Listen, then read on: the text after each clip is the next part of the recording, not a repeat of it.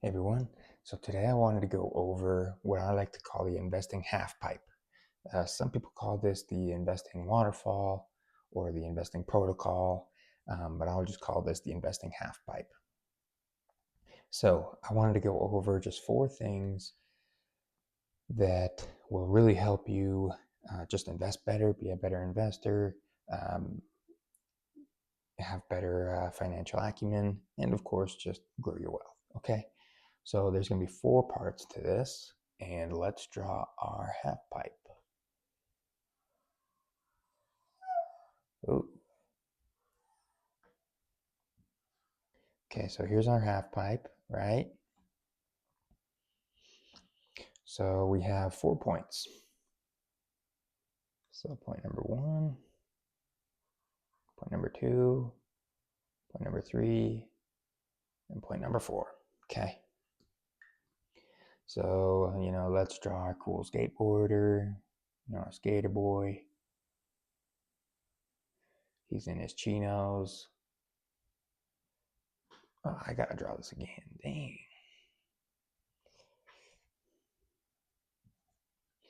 So let's draw the skateboard first.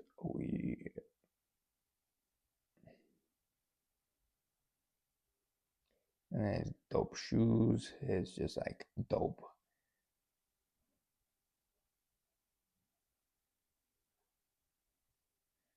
Yeah, man. Yeah. Okay, great. That took way longer than I wanted to. Anyway, so this guy, he's ready to skateboard. Okay. So, we're going to go over the 4 points. Okay, so for the first point in investing in setting yourself up to succeed and get to the other side, or to, I guess I won't use that metaphor, but basically just to be the most successful investor you can. These are the steps that you have to take to be able to, just be successful. Okay. So number 1, you need to take advantage of your 401k match. Math. Match by your employer. So your employer may offer you retirement, is what it's called, sometimes just as the benefit. And this basically just means, hey, so you're going to make $50,000 a year. So that's like $4,000 a month. But let's say they say, okay, we're going to do a 4% match. So what this means is they're going to take 4% of your paycheck, and it may look painful at first. So 4% of like $4,000 a month is like 160, I believe. So $160 a month, they're going to take out of your paycheck. But what the match means is your employer basically takes another 160 and like adds it to your original 160 and puts $320 a month into an investment account on your behalf. So some people think like, oh no, like it's like $160 less per paycheck, but it's literally like a 4% raise to your future self, because your employer is basically matching or paying you 4% just in the background. Okay, it's not going to be on your paycheck, but it's going to be in your investment account, and that's what you need to do. Okay, so this is the first one. And then of course, like, just do like index funds, right? The S&P 500. So the S&P 500 is a really good one. The NASDAQ or the Dow Jones. There may be like some international funds that you can invest in. Just kind of ask your employer, just be like, hey, how do I get invested into the S&P 500? This is what most people do, like most financial advisors say, like most people talking about finance on YouTube and everything like that. This is what they're talking about, like the stock market. When people say that, they usually are referring to the S&P 500, just because it's the most common index fund around like these days, you know what I mean? So you're going to want to be invested in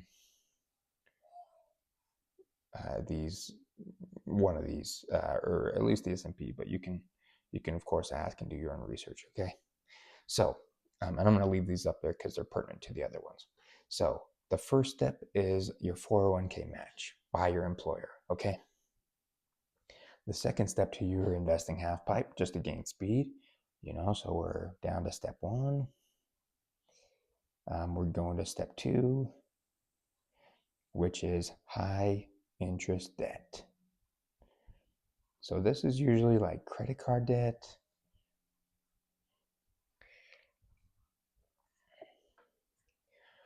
Getting rid of that, put a big X there, okay? So this can be credit card debt. This can be like appliances, like if you go to the furniture store and you finance like a fridge and a washer and a dryer. Or this can be, I don't know, maybe like a HELOC if you need a HELOC or HELoan, just any type of loan. High interest debt is typically like double digit, so anything above like 10%. Or this could also just be like a certain percentage above like your mortgage. So if your mortgage is at like 3% and then you have a car loan or something at 6%, like that's pretty high still, even though 6% is actually pretty good. It's still higher than like the lowest interest rate you have. Okay. So tackle your high interest rate debt. Some people use the snowball method, which I really like, which means attacking the lowest dollar amount. It's like the lowest dollar amount. And then you take that out, and then the next dollar amount, and then the next dollar amount after that. You just keep on attacking, right? So let's say you have like a credit card at $1,000 and another credit card at $3,000 and another credit card at $5,000. You attack the lowest rate one first, excuse me, the lowest amount one first, which leads me to my next point, which you could do it by rate. So you can do the lowest interest rate first, except your house or whatever, right? Just classify the high interest rate debt. Then the next lowest interest rate, then the next lowest interest rate, or excuse me, the highest. Sorry, I did that backwards. The highest interest rate, because that's the one that's taken the most out of your pocket, okay?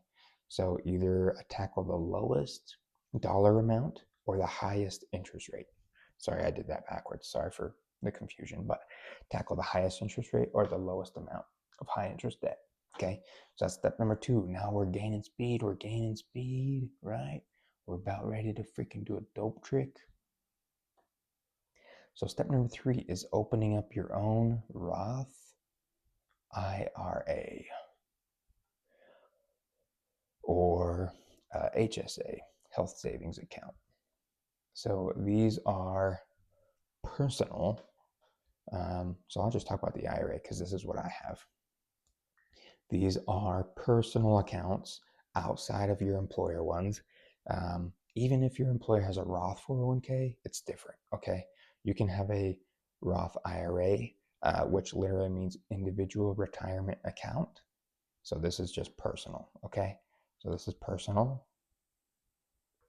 I would also recommend investing in like index funds and stuff. So again, these ones right here, right? So S&P 500, NASDAQ, Dow, International, like whatever index funds you want to do, or ETFs. That's basically just like a synonym of index funds, but don't get mad at me for the differences or whatever. I might get roasted in the comments for that. But the index funds, the ETFs, are exchange traded funds. They basically mirror these benchmarks, but you can do that. So you can open up an account with Fidelity or with Robinhood or with Vanguard or with Charles Schwab, like whatever you wanted to do, just invest in like index funds. This is also like tax advantaged. So tax advantage or tax benefit, which I can get to a little bit more in another video, but basically like a Roth IRA, like when you collect the money, like when you take money out, once you're retired, so at 65, you actually don't pay taxes. You would, like, if you had like a normal brokerage account, if you like sold and made profit on like a cryptocurrency or whatever, like you pay taxes now when you realize those gains and you sell. But with a Roth IRA, when you like take out your gains after you're 60, I believe 60, 59 and a half, you actually don't get taxed. Okay. So I'll go a little bit more into those benefits in a future video. But yeah, there is a tax benefit for the Roth IRA, and you can 100% have one. Even if you have a 401k or a Roth 401k or whatever, you can 100% have one for sure. There are limits to both, by the way. So like any IRA, traditional or Roth, any 401k, traditional or Roth, they have limits as well. So like the Roth IRA, when I started investing, it was like 5,000 or 5,500 a year or something like that. I can't remember what it was, but you can only put in $5,000 a year because of the tax benefit. Now it's like 7,000. The 401k match, it's a lot more. It's like 20 something thousand per year. Okay. But there's still like tax benefits to retirement accounts. Okay. So again, just to go over, so like the first step to your investing half pipe is the 401k match.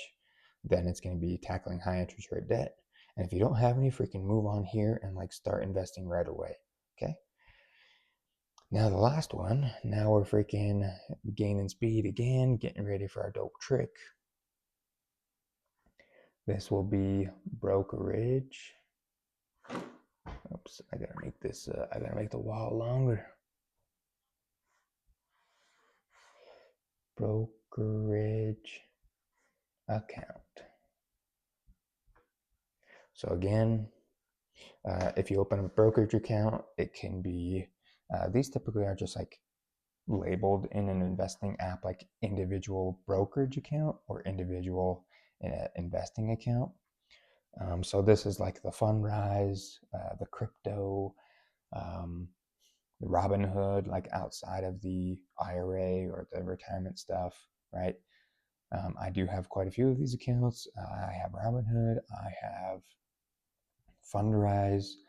I used to have Coinbase, but I just moved that to Robinhood as well.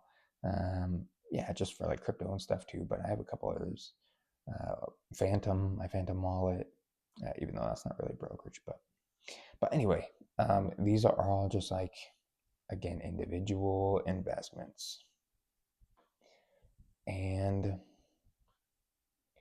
like, don't be, a lot of people think like, they have success here. They have success here, of course. They don't have any interest, high interest rate debt. And they have success here that they start like going crazy and doing just like super risky stuff, like investing in like a oil and gas SPV or something like that. And if that doesn't make any sense to you, that's okay. It doesn't need to make sense. But you can have individual investments. Like I wouldn't recommend having them be a huge part of your portfolio. Not even, I mean, it's up to you as far as like the allotment that you want. But I would not recommend a huge percentage of individual investments, like individual stocks, be part of your portfolio. Like I would still invest heavily in index funds, like the ones that are working great here.